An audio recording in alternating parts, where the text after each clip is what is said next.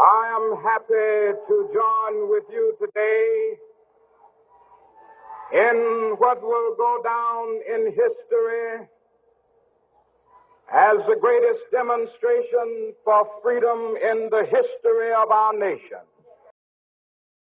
100 years later, the life of the Negro is still sadly crippled by the manacles of segregation and the chains of discrimination.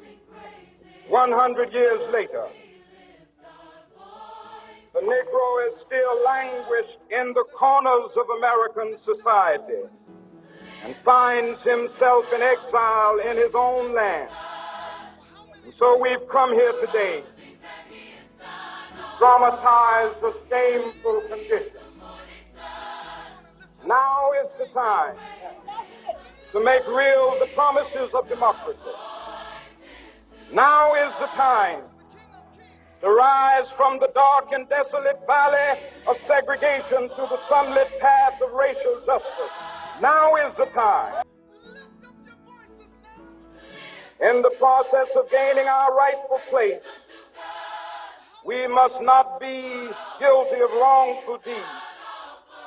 Let us not seek to satisfy our thirst for freedom by drinking from the cup of bitterness and hatred.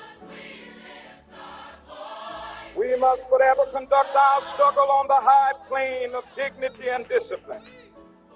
We must not allow our creative protests to degenerate into physical violence. Again and again, we must rise to the majestic height of meeting physical force with soul force. There are those who are asking the devotees of civil rights, when will you be satisfied? We can never be satisfied as long as the Negro is the victim of the unspeakable horrors of police brutality.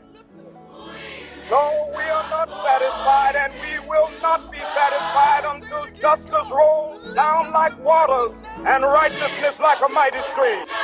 Sing praises unto God.